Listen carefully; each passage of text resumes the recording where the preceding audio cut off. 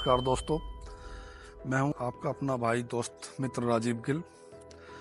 आज मैं राजनीतिक घटनाक्रम की तरफ आप सबका ध्यान आकर्षित करना चाहता हूं। इन दिनों एक बड़ा मुद्दा सोशल मीडिया पर वायरल हो रहा है। वो है बड़े अच्छे एक पश्चिमी उत्तर प्रदेश के बहुत ही जाटों के एक अच्छे नेता और पूर्व केंद्रीय राज्य मंत्री डॉक्टर संजीव बालियान जी का। वो सरकार से उनके बयान ऐसे आए कि सरकार से वो आहत दिखते हैं। उन्होंने अपनी सुरक्षा के लिए जो बातें कहीं वो बड़ी सोशल मीडिया पर वायरल हो रही हैं।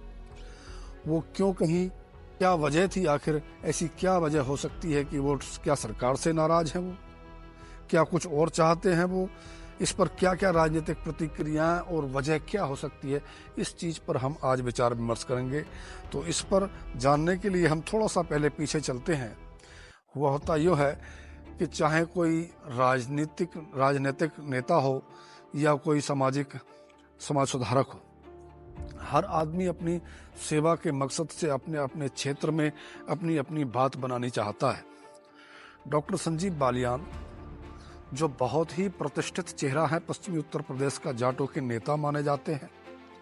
जाट बरादरी उन पर काफ़ी विश्वास करती है। लेकिन 2024 के लोकसभा चुनाव के अंदर वो चुनाव हार गए। उनके स्थान पर समाजवादी के प्रत्याशी हरेंद्र मलिक जी वहाँ चुनाव जीत जाते हैं।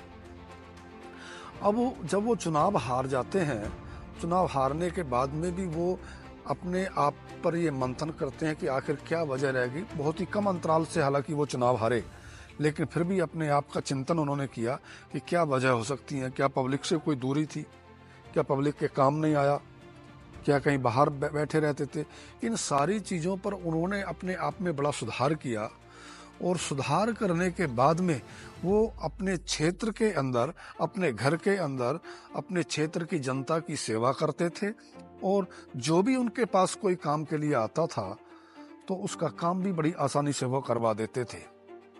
लेकिन होता यूँ है कि एक दिन जो उत्तर प्रदेश की सरकार, हमारे योगी जी की सरकार बड़ी प्रसिद्ध है, जो कि वाकई में इसलिए जानी जाती है, आए दिन संभल में या संभल हो, अयोध्या हो या काशी हो या मथुरा हो, आए दिन मंदिरों की तलाश की जाती है।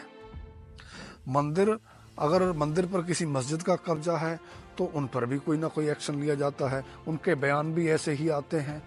लेकिन जब डॉक्टर संजीव बालियान जो खुद भाजपा के ही नेता हैं, जब उन्हीं के पास उस सरकार में रहते हुए उन्हीं की सरकार है, जब डॉक्टर संजीव बालियान के पास वहाँ के क्षेत्र वाले मंसूरपुर थाने की शिकायत लेकर वहाँ डॉक्टर संजीव बालियान के पास पहुँचते हैं, उनसे कहते हैं कि भाई हम लोगों को ये दिक्कत है, हम लोगों के खिलाफ पुलिस ने झूठा मुकदमा लिख रखा है और जो हमारी मंदिर की जमीन थी, जो मंदिर होता था मंसूरपुर थाने के अंतर्गत, वो मंदिर की जमीन को किसी डिस्टिलरी ने, किसी जहाँ दारू बनती है उसके फैक्ट्री वालों ने, उस दारू वालों ने उसको कब्जा कर लिया है और उस कब्जा कराने में पुलिस की अहम भूमिका है।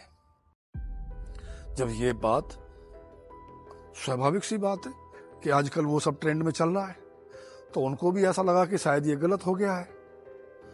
तो वो भी अपने क्षेत्र वालों के साथ, अपने राष्ट्रीय लोकदल साथ में उनके नेताओं को साथ लेकर राष्ट्रीय लोकदल के डॉक्टर संजीव बालियान जी वो मंसूरपुर थाने वहाँ पहुँच जाते हैं।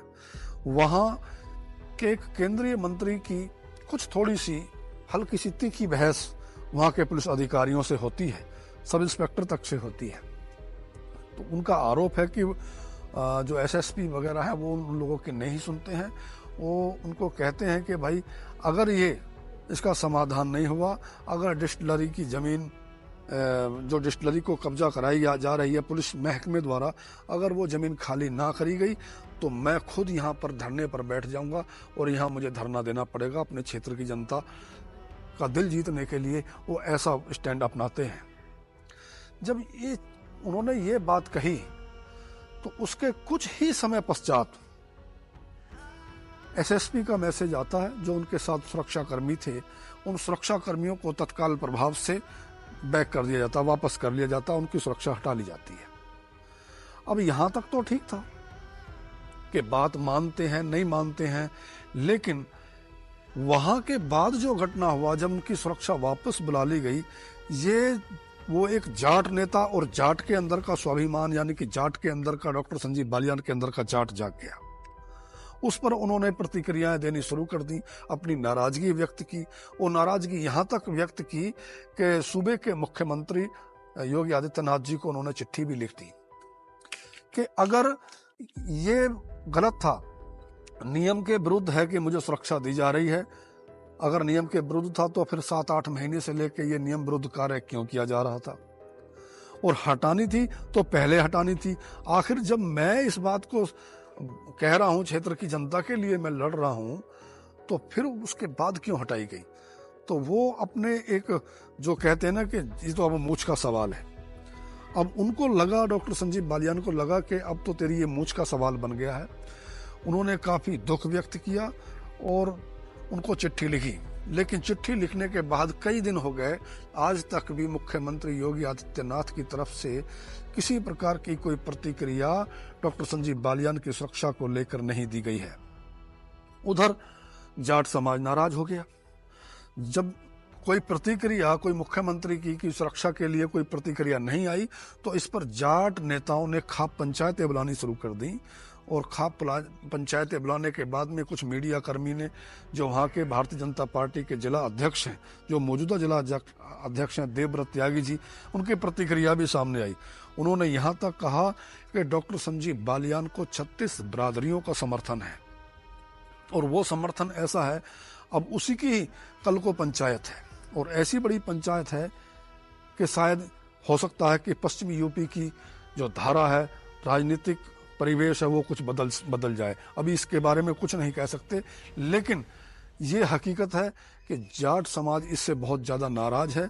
अब कुछ लोग, ये बड़े मज़े की बात है कि जो उत्तर प्रदेश की सरकार है, उसको जो मंदिर तलाश करती है, मंदिर की जमीन के ऊपर अगर मस्जिद है तो दिक्कत है, लेकिन मंदिर की जमीन के ऊपर कहीं दारू की फैक्ट्री है, दारू वालों का कब्जा है, डिस्टिलरी का कब्जा, तब उसको कोई दिक्कत नहीं है। ये कहाँ की बात है?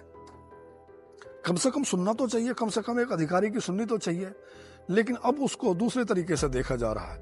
अब उसको स्वाभिमान की लड़ाई से देखा जा रहा है।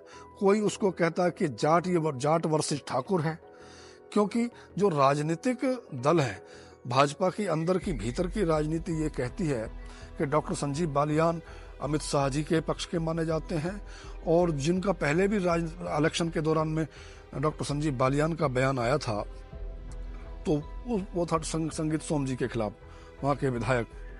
तो संगीत सोम वो ठाकुर बिरादरी से हैं। अब इस पर ऐसा भी प्रतीत होता है, कहीं ऐसा तो नहीं कि जाट वर्सेस ठाकुर की लड़ाई सामने आ गई हो, जाट वर्सेस ठाकुर या अमित शाह वर्सेस योगी। ये दोनों सारे बातें सोचने की हैं, लेकिन कुछ भी सोचने की है। हम तो इतना ही कह सकते हैं कि ऐसी बदलते परिवेश, जो राजनीतिक परिवेश ये बदल रहा है, इसके अंतर्गत अगर राज्य सरकार ने तुरंत कोई ठोस कदम ना उठाया तो उसको इसका राजनीतिक नुकसान भुगतना पड़ सकता है। क्योंकि जाट बिरादरी, किसी भी जाट नेता से बात करो, सब जाट बिरादरी के नेता डॉक्टर संजीव बालियान के पक्ष में बोलते हैं, और वहाँ जो मौजूदा खुद अध्यक्ष हैं, वहाँ के जिला अध्यक्ष देवव्रत त्यागी जी, उनका खुद ये बयान है, केवल जाट बिरादरी नहीं बल्कि 36 बिरादरियां डॉक्टर संजीव बालियान को समर्थन करती हैं कि उनकी बात को क्यों नहीं सुना जा रहा। तो ये आज का घटनाक्रम है। मैं फिर किसी ऐसी सच्ची घटना की कहानी के साथ मिलूंगा, तब तक के लिए नमस्कार।